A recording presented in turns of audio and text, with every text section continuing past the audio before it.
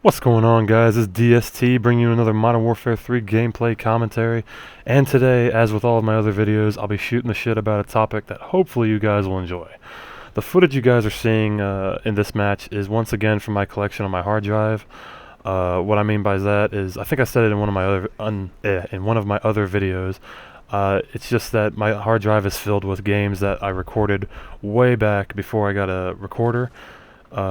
Or way back before I had the equipment to do commentaries with. And so basically, my level and prestige in this match is not exactly up to date. I don't know what I am now versus what I am in this match. I don't really remember. But anyway, first off, I just want to say that I just got done watching a video of a well-known YouTube commentator in which they obtained yet again another MOAB that added to their overstocked collection. The majority of the comments were very positive, like, nice job, or well done, or I wish I could do that. Now, before I start this commentary, I would like you all to know that this is going to be very opinionated, and not all of you will agree with me.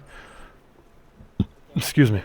I just want to bring something into perspective here, and before I do, I want you all to know that while I'm not going to mention this specific commentator's name, I am not trying to bash any of the Call of Duty commentators on YouTube. I mean, no offense towards them, what I'm talking about today is, like in Modern Warfare 3, Modern Warfare 2, Black Ops, World at War, COD 4, all of the real popular online Call of Duties. In order to do well in any game mode with any given weapon, I believe that it's all a matter of luck. Now, the majority of you will watch this and go, DST, that's total bullshit. Well, it really isn't, if you think about it. Allow me to explain. Let's say you watch a video from one of the big commentators, such as Wings of Redemption, Woody's Gamertag, Fear Crads, Girl Gone Gamer, X-Jaws, or one of the other major players, and you see them do really well. They don't necessarily have to get a MOAB. They just do exceptionally well. But for the sake of the video, let's just say that the video you watch from one of them contains footage of them getting some sick kills and eventually obtaining a MOAB. Whether it be with Hardline Pro or, whatever, 24 kill streak, 25 kill streak, just a MOAB, period. You'll watch this video and see them, quote-unquote, playing smart.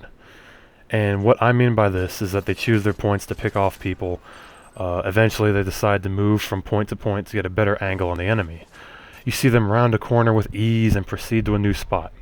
Now, who's to say that no one would pop out of this corner and kill them? How do you know that no one is there waiting for them?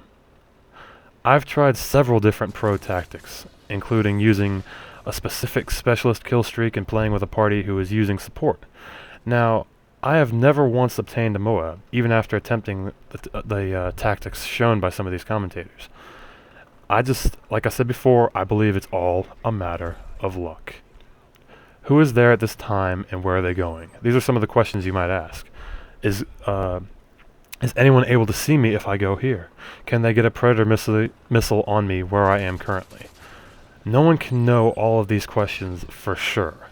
I could bank on the fact that these commentators, the ones that get MOABs frequently, they didn't just wake up in the morning, hair a mess, breath smelling like shit, go to their PS3, play a specific game, and instantly get a MOAB. It would take several games to finally obtain one. Another thing I see in these videos is the concept of spawn trapping. For those of you that don't know what that term means, it's pretty self-explanatory. It's a method in which you have the knowledge of the specific area that an enemy will spawn in due to your experience with whichever map you're playing on. It's very easy to spawn trap a team in a game of domination. I'm sure all of you know about that. If you control 2 out of the 3 flags, chances are the enemy is going to spawn somewhere in the vicinity of the one flag that you don't control and they do. However, if you take control of all 3 flags, my understanding is that the game will spawn them at random locations until a flag is taken under their control. But let's steer away from domination. Say it's a game of team deathmatch or kill confirmed, 2 other very common game types. How does one know where the enemy will spawn in those 2? There are no flags or bases in which to spawn off of. One common way to know about an enemy spawn is to look on your radar and see where your teammates are. If you are all in one area of the map, well, chances are pretty high that the enemy is on the exact opposite. What if your teammates are all over the place? How do you deduce where the enemy will spawn then? I can guarantee you that that the entire game of TDM in KC will not consist of your team staying on one side of the map and firing at the enemy on the other side. I mean, that would make a pretty badass game if you ask me. Just have both teams get javelins and just fire them all at once. One side to another. See if you get anyone. But you know, this isn't the Civil War where they just stood a couple 100 feet in front of each other and opened fire. This is a game where the majority of the players will be hightailing it around the map, whereas the others will be camping in a corner somewhere.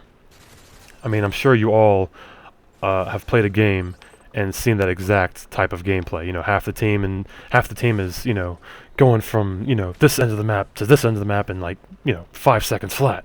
Whereas there's others that are, you know, sitting in a corner just chilling, right? But as I said before, I've tried to use tactics shown on these commentators' videos, but to no avail. It's almost as if the ones trying to run around are attempting to get MOABs, whereas the ones camping in corners are kind of like the MOAB preventers, quote-unquote. I can't stress to you how many times I've been close to a MOAB but never obtained it since I was killed by someone who was sitting in the corner, spamming R1 with his right hand and pleasuring himself with his left hand. I sometimes question whether or not these campers are even moving the left stick. Probably not, since they're too busy playing with their middle one, if you catch my drift. But getting back to the point before, spawn camping is as hard to figure out as to whether or not an enemy is going to come around the corner that you're about to pass. MOABs are obtained for sheer luck. That's my opinion. That's the bottom line. However, you know, even I think that it might not be all luck, but if I had to guess a percentage for luck when it came to not only obtaining MOABs, but getting an above average overall score in any game mode, I'd have to say it's around 90 to 95% lucky. As I said at the beginning of this video, we will not all agree on this matter. It's kind of like the Xbox versus PS3 debate. There is no better console, but there will always be a median. But that's for another day and another commentary. Anyways, guys, this has been your friendly neighborhood raging commentator. I hope you all enjoyed your stay today. Until next time, guys, this has been DST, and I'm out. Peace. Hey guys, I almost forgot to tell you to be sure to leave your feedback in the comments section below, and if you really enjoyed the video, give it a like because it helps out a lot, especially since I'm still growing my channel. Anyway guys, this has been DST, and I'm out for the second time. See you later.